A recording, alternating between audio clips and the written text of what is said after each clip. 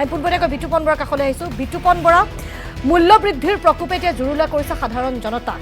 এক প্ৰকাৰ আধ্যবন্ত শ্ৰেণীৰ কথাটো বাৰু আমি বাদ দিলোঁ, কিন্তু নিম্ন মধ্যবিত্ত বা মধ্যবিত্ত শ্ৰেণীৰ মানুহ, বিশেষকৈ যাৰ বাহনখনেই কেৱল ঘৰ চলোৱাৰ আচলতে সাৰথি, তেওঁলোকে কি কৰিব? বিতুপন বৰা। হয় মৰিছ, চাওক আপুনি ঠিক কথাই কৈছে।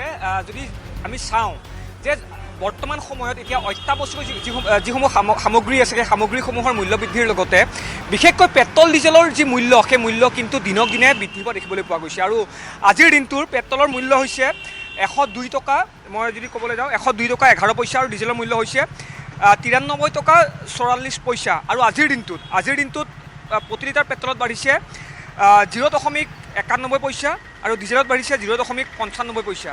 আৰু যদি আপুনি দুচকীয়া হওক চাৰিচকীয়া বাহনখন যদি ওলাই আনিব বিচাৰে, তেনেহ'লে আপুনি এশবাৰ ভাবিব লাগিব। আৰু এয়া হৈছে বৰ্তমান সময়ত গুৱাহাটী মহানগৰীৰ মাছমজিয়াৰ মাছমজিয়াৰ আমি এয়া দৃশ্য দেখুৱাইছোঁ নুনমাটিৰ। আৰু এনেদৰে এতিয়া যি মূল্যবৃদ্ধিয়ে কুঙা কৰিছে, বিশেষকৈ যি মধ্যবিত্ত আৰু নিম্নবিত্ত শ্ৰেণীৰ লোকক এতিয়া এনেদৰে কুঙা কৰি দেখিবলৈ পোৱা গৈছে। দাদা কি ক'ব? প্ৰতিদিনে তেলৰ দাম বাঢ়িছে, কিন্তু বাঢ়িবই।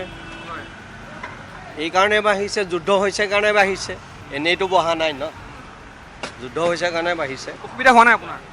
অসুবিধা কি হ'ব আৰু, সেইটো আৰু যেনেকৈ চলিব লাগিব আৰু, হয়নে নহয় বাৰু? কাৰণ যুদ্ধ বাঢ়িছে কাৰণে, যুদ্ধ হৈছে কাৰণে এই অৱস্থা হৈছে। সেইটো দুখটো আমেৰিকাকে দিব লাগিব। আমেৰিকাই আহি পেলাই এছিয়াত আহি পেলাই গণ্ডগোল কৰি আছে, হয়নে নহয়? আৰু বাকী বস্তুৰ দাম বাঢ়িছে, কিন্তু যেতিয়া তেলৰ দাম বাঢ়িব, বস্তুবিলাকৰ দাম বাঢ়িবই। কিন্তু মাজতে মধ্যভোগীয়ে দামটো বেছি বঢ়াই দিছে, কিন্তু তেলৰ দাম বাঢ়িলে অলপ বাঢ়িব লাগে বস্তুৰ দাম, কিন্তু ইমান হ'ব নালাগে আৰু। বেছি হৈছে বস্তুৰ দামটো? অলপ বেছি হৈছে, সেইটো আমি ৰাইজেও অকণমান কণ্ট্ৰল কৰিব লাগিব। হয়, আৰু লোক আছে, মই কিছু কথা পাতিম। মই দাদা আপোনাৰ ওচৰলৈ আহিছোঁ। কি ক'ব? প্ৰতিদিনে এতিয়া পেট্ৰল ডিজেলৰ যি মূল্য, সেই মূল্য বৃদ্ধি হোৱা দেখিবলৈ পোৱা গৈছে। আৰু সামান্তৰালভাৱে কিন্তু দেখিবলৈ পোৱা গৈছে গাখীৰৰ পৰা চাউললৈকে। এয়া বিশেষকৈ বুজি পাব নিম্নবিত্ত যিখিনি লোক আছে, তেওঁলোকে দৈনন্দিন চলি থকা মানুহখিনিয়ে বুজি পাব। কিন্তু কি ক'ব? হয়, এইটোতো হয়েই, মূল্যবৃদ্ধিটো হৈয়ে আছে। এইটো অসুবিধা হৈছে, চৰকাৰে এইখিনি নিয়ন্ত্ৰণ কৰিলে আমি ভাল পাওঁ। মানে কষ্ট হৈছে নাই এতিয়া মূল্য বৃদ্ধি যিহেতু হৈছে? ডেফিনেটলি কষ্ট হৈছে। হঠাতে দাম বাঢ়ি গৈছে। আগতে যিটো বস্তু 100 টকাত পাইছিলে, এতিয়া 103 টকা হৈছে, সেইকাৰণে অসুবিধা হৈছে। হয়, আৰু এয়া আছিলে সাধাৰণ জনতাৰ এয়া ভাষ্য আছিলে। আৰু লোক আছে, কিছু কথা মই পাতিব চেষ্টা কৰিম, তেওঁলোকৰ পৰা মই কিছু মন্তব্য ল'ম। মই এইবাবেই কৈছোঁ যে পেট্ৰল ডিজেলৰ মূল্য বৃদ্ধিৰ লগতে অত্যাৱশ্যকীয় যিবোৰ সামগ্ৰী আছে, সামগ্ৰীসমূহৰো কিন্তু যি মূল্য, সেই মূল্য বৃদ্ধি হোৱা দেখিবলৈ গৈছে। সামগ্ৰিক যিটো পৰিৱেশ, নিশ্চিতভাৱে সামগ্ৰিক পৰিৱেশটোক লৈ কি দাদা কি কৈছে? পেট্ৰল ডিজেলৰ দাম দৈনন্দিন বাঢ়ি আছে। হয়, এতিয়া দৈনিক বাঢ়ি থাকিলে আমি কি কৰিম? এতিয়া আমাৰ গাড়ী চলাওঁ, আমি এয়া উবেৰত গাড়ী চলাওঁ, এতিয়া গাড়ীৰ ভাড়া বাঢ়া নাই। উবেৰত যিটো হৈ আছে সেইটোৱে চলি আছে। এতিয়া এনেকুৱা পৰিস্থিতি হৈছে, না ঘৰ চলাব পাৰোঁ, না ফেমিলি চলাব পাৰোঁ, ল'ৰা ছোৱালী স্কুলত পঢ়ি আছে, পৰিস্থিতি খুবেই বেয়া। কি কৰিম আৰু এতিয়া উপায় নাই। 1 লিটাৰ পেট্ৰলৰ দাম 102 টকা ক্ৰছ কৰিলে। 1 লিটাৰ 2 টকা 15 পইচা, আৰু 2 টকা 15 পইচা। এতিয়া কি কৰিম? এতিয়া বিতুপন বৰা, হয়, চৰকাৰে ডিজেলৰ দামো কিন্তু আপোনাৰ চেঞ্চুৰী চুচু হৈছে, 100 টকা হৈছে। হয়, আৰু লগতে গাখীৰৰ পৰা চাউললৈকে দাম বাঢ়িছে। এভৰিথিং যি বস্তুৱে যায়। আপোনাৰতো ফুটপাথৰ হোটেল কেইখনে নাই। আপোনাৰ ভাত খাব যাওঁ, ভাতৰ হোটেল কেইখনে কয় যে গেছৰ কাৰণে হোটেলে নাই। আজি দুপৰীয়া ভাত খাব পৰা নাই। এতিয়া মই সেইকাৰণে সোনকালে বন্ধ কৰি ঘৰত গৈ আছোঁ। আপোনাৰ দৈনন্দিন যি কাম কৰে, সেয়া উবেৰ চলাই আপুনি নিজৰ পৰিয়াল পোহপাল দিয়ে? উবেৰ চলাই আছোঁ, এইখনে মোৰ গাড়ী। ঠিক আছে, আহিছোঁ। ধন্যবাদ। নিশ্চিতভাৱে বিতুপন বৰা, আপুনি ইতিমধ্যে সামগ্ৰিক তথ্যখিনি জনাইছে, হয়, লগতে মন্তব্য লোৱাৰ চেষ্টা কৰিছে। বিতুপন বৰা, হয়, সামগ্ৰিক তথ্যখিনি জনাইছে, লগতে মন্তব্য লোৱাৰ চেষ্টা কৰিছে। আপোনাৰ আশে পাশে আমি এখন অটো দেখিছোঁ, যদি সম্ভৱ হয়, যিহেতু অটো চালকজনৰ, সেই অটোখনেই আচলতে ঘৰখন চলোৱাৰ একমাত্ৰ সাৰথি। গতিকে যদি সেই অটোখন আছে, আমি অটো ড্ৰাইভাৰজনৰ সৈতে আপুনি কিছু মত বিনিময় কৰাটো বিচাৰিম। আৰু লগতে যিহেতু আন কিছু ৰাজ্যত ৱৰ্ক ফ্ৰম হোমৰ ইতিমধ্যে প্ৰক্ৰিয়া ওলাই গৈছে, গতিকে অসমতো বিচাৰে নেকি ৱৰ্ক ফ্ৰম হোম? হয়, বিতুপন বৰা। বৰ সুন্দৰ এটা প্ৰশ্ন আপুনি উত্থাপন কৰিছে। হয়, ঠিকেই কৈছে। এখন অটো আছে আৰু অটো চালকজন বৰ্তমান সময়ত আছে। মই জুম কৰি দেখিবলৈ অনুৰোধ কৰিছোঁ। এইখন অটো চালক আৰু লগত আছে তেওঁৰ যি পৰিয়াল পোহপাল দিয়া তেওঁৰ এই অটো অৰ্থাৎ সাৰথিখন আছে। মই আপোনাৰ ওচৰলৈ আহিছোঁ। দাদা, অটোখন চলাই আপুনি নিজৰ পৰিয়ালটো পোহপাল দি আছে। পেট্ৰলৰ দাম আজিৰ সময়ত 102 টকা ক্ৰছ কৰিলে, ডিজেলৰ দাম এতিয়া 100 চুচু হৈছে। এই অটোখন আপুনি যে চলাইছে, সেই মূল্যটো আপোনাৰ ভাড়াটোতো বৃদ্ধি হোৱা নাই। কি ধৰণৰ আপোনালোকৰ সমস্যাৰ সন্মুখীন হ'ব লগা হৈছে? এতিয়া বেটাৰী গাড়ী ওলালে এতিয়া আমি ভাড়া নাপাওঁহে, এনেই বহি থকাতে 20 টকা আমি এতিয়ালৈ কিনিব পইচা নাপাওঁ। আমি এনেকুৱা সমস্যা হৈছে এতিয়া। বেটাৰী গাড়ীবিলাক দিলে চৰকাৰে, দিয়াৰ পিছত আমি মাৰ খাই আছোঁ এতিয়া। হয় ইনকামে নাই এতিয়া। চব গাড়ীগিলা দেখাই পায় আপোনালোকে ষ্টেণ্ডত বহি থাকে বুলি, হয় চব ষ্টেণ্ডতে বহি থাকে। ষ্টেচনতো থাকে ধুনীয়াবোৰ গাড়ী, আৰু চব বেটাৰী গাড়ী আহি লৈ যায় অনলাইনত। আমিতো অনলাইন মাৰিব নোৱাৰোঁ না, নাজানেও চাগে অনলাইন প্ৰক্ৰিয়াটো। নোৱাৰোঁ আমি, আৰু সেইবিলাক নাজানো না। অনলাইনত আৰু বহুত পইচা কম হয়, কম পইচাত আমি চলিব নোৱাৰোঁ না, পেট্ৰল কিনিব লাগে আমি। আগতে দৈনন্দিন কিমান আপোনালোকে ইনকম কৰিছিলে, আৰু এতিয়া পেট্ৰল ডিজেলৰ যিটো মূল্য বৃদ্ধি হ'ল, ইয়াৰ পিছত আপোনালোকে কিমান এই যি আপোনালোকে দৈনন্দিন উপাৰ্জন কৰাৰ যি টকা, সেই টকা মানে নোপোৱা হৈছে? কিমান মানে আপোনাৰ পাবলগীয়া ধন আপোনালোকে হাতৰ পৰা হেৰুৱাব লগা হৈছে? এৰিব লগা ধন আমি হাতৰ পৰা। এতিয়া আমি যি পাওঁ সেইটোৱে আমি মিলিব লাগে, খৰচ কৰিব, বজাৰ খৰচ কৰিব, ফেমিলিত ল'ৰা ছোৱালী স্কুল পঢ়াবৰ কাৰণে এইগিলা লাগে আমি দিবৰ কাৰণে। সেইটোৱে আৰু পৰিয়াল পোহপাল দিবৰ কাৰণে যথেষ্ট কষ্ট হৈছে। কষ্ট হৈছে, আৰু যেতিয়া ভাড়া নাথাকে তেতিয়া বহুত কষ্ট বহি থাকিব লগা হয় না। আমি বহি থাকিব লাগিলে কষ্টটো বহুত হয়, আৰু এনে বহি থাকিলেও খাব মন যায়, চাহ তাহ কিবা কানি খাব মন যায় না, সেইখিনিও খাব নোৱাৰে কেতিয়াবা। খাব নোৱাৰোঁ।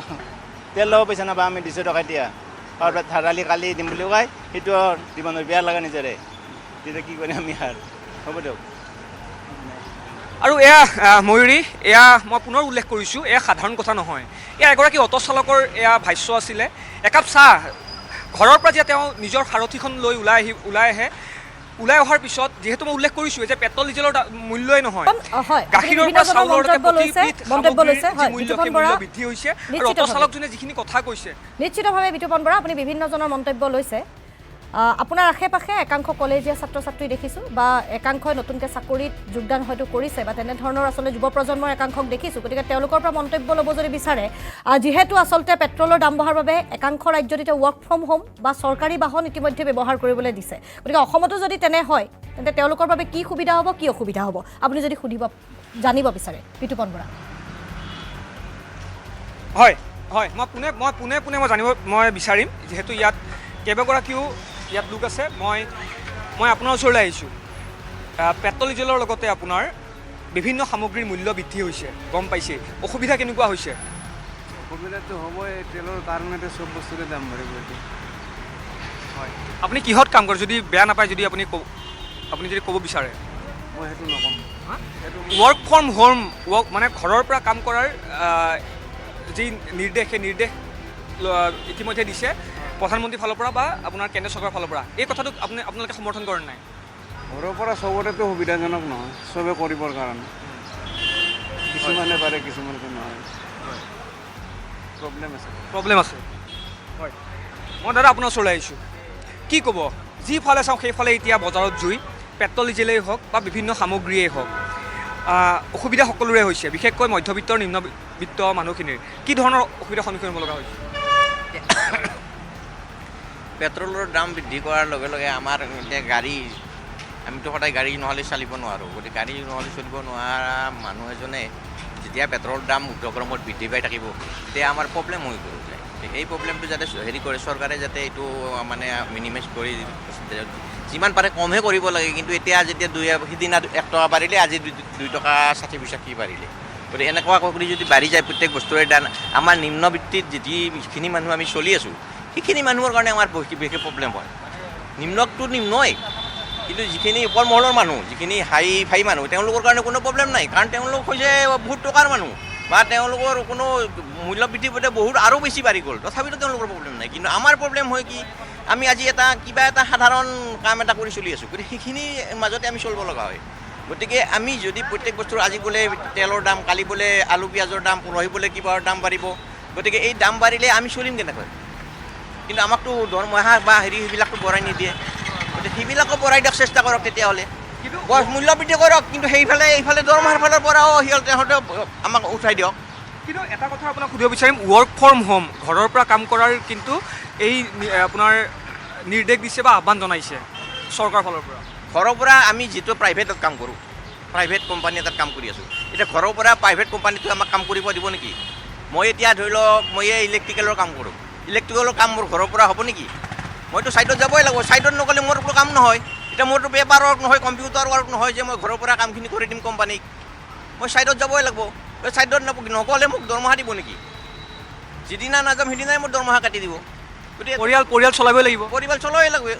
গতিকে পৰিয়াল চলাব লাগিলে মই কাম কৰিব লাগিব, কাম কৰিব লাগে। মোৰতো হোমৱৰ্কটোত কামটো নহয়, চব কামটো সেনেকুৱা নহয়। চব কাম হ'ল প্ৰেক্টিকেলি, আমাৰ কাম হ'ল প্ৰেক্টিকেলি কৰিব লাগিব। প্ৰেক্টিকেলি কৰা কামবিলাক আমি এতিয়া ছাইডত নগ'লেতো নহ'ব। গতিকে সেইবিলাক কাম ঘৰৰ পৰা কৰা অসম্ভৱ। ডাঙৰ মানুহৰ কম্পিউটাৰত কাম কৰিছে, কিবাহত কাম কৰিছে, সেইবিলাক কথাটো বেলেগ, তেওঁলোকৰ লাইফষ্টাইলে বেলেগ।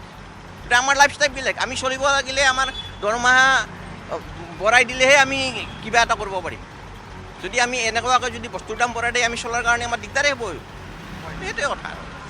আৰু এয়া ময়ূৰী, এয়া আমি এখন বাস্তৱ ছবি দেখুৱাইছোঁ। ৱৰ্ক ফ্ৰম হোমৰ যিটো বিষয় আপুনি উত্থাপন কৰিছিলে, সেই বিষয়টো এতিয়া তেওঁ এগৰাকী ব্যক্তি গুৱাহাটী মহানগৰীৰ বাসিন্দা, তেওঁ উল্লেখ কৰিছে যে ৱৰ্ক ফ্ৰম হোমেই কিন্তু সমাধান নহয়। যিয়ে নহওক বৰ্তমান সময়ত দেখিবলৈ পোৱা গৈছে পেট্ৰল ডিজেলৰ লগতে ৰাতিপুৱা শুই উঠি যিগিলাচ আমি গাখীৰ খাওঁ, গাখীৰৰ পৰা চাউলৰলৈকে প্ৰতিবিধ সামগ্ৰীৰ মূল্যবৃদ্ধি যিহেতু হৈছে আৰু এই মূল্যবৃদ্ধি বিশেষকৈ কিন্তু প্ৰভাৱ পেলাইছে বিতুপন বৰা। নিশ্চিতভাৱে আপুনি যিহেতু ঘৰুৱা সামগ্ৰীৰ কথা উল্লেখ কৰিলে, হয় বিতুপন বৰা, আপুনি নিত্য ব্যৱহাৰ্য সামগ্ৰীৰ কথা যিহেতু উল্লেখ কৰিছে, গতিকে ঘৰৰ মুৰব্বী কেইবাজনো পুৰুষে মন্তব্য কৰিছে যে পেট্ৰল ডিজেলৰ মূল্য বৃদ্ধি হোৱাৰ বাবে কি সমস্যা হৈছে। আপোনাৰ পিছফালে এগৰাকী মহিলা আছে, পাকঘৰখন চলোৱাত তেওঁৰ কেনেকুৱা অসুবিধা হৈছে দাম বঢ়াৰ বাবে, আপুনি যদি মন্তব্য ল'ব পাৰে বিতুপন বৰা। হয় হয় ময়ূৰী, হয় মই পোনে মই বাইদেউ আপোনাৰ ওচৰলৈ আহিছোঁ। কি ক'ব, মূল্যবৃদ্ধি যিফালে চাওঁ সেইফালে এতিয়া কিন্তু দাম বৃদ্ধি হোৱা দেখিবলৈ পোৱা গৈছে, কি ক'ব? কি ক'ব দাদা? উপায় নাই আৰু কি কৰিব, আৰু মূল্যবৃদ্ধি আৰু হ'বই আৰু কৰিব, কৈও লাভ নাই, মানে ক'বই লাভ নাই। তেলৰ দাম বাঢ়িছে, চাউল গাখীৰ চবৰে দাম বাঢ়িছে, চবৰ দাম বাঢ়িব, লাভ নাই আৰু উপায় নাই আৰু। বাইদেউ ঘৰখন চলাবলৈ অলপ অসুবিধা হয় নাই? হয়, অসুবিধা যথেষ্ট হয়। আৰু এয়া বিভিন্নগৰাকী ব্যক্তিৰ আমি মন্তব্য ল'লোঁ আৰু প্ৰতিগৰাকী ব্যক্তি এটা কথাই কৈছে ময়ূৰী, যে পেট্ৰল ডিজেলৰ লগতে অত্যাৱশ্যকীয় যিবোৰ সামগ্ৰী আছে, সামগ্ৰীসমূহৰ দাম বৃদ্ধিৰ পিছতেই এতিয়া প্ৰতি ঘৰ মানুহৰ যি জীৱনৰ যি শৈলী, সেই শৈলী তেওঁলোকে সলনি কৰিবৰ বাবে বাধ্য হৈছে। অৰ্থাৎ যিটো গাখীৰৰ পৰা চাউলৰলৈকে প্ৰতিবিধ সামগ্ৰীৰ যি মূল্য, সেই মূল্য বৃদ্ধি হৈছে।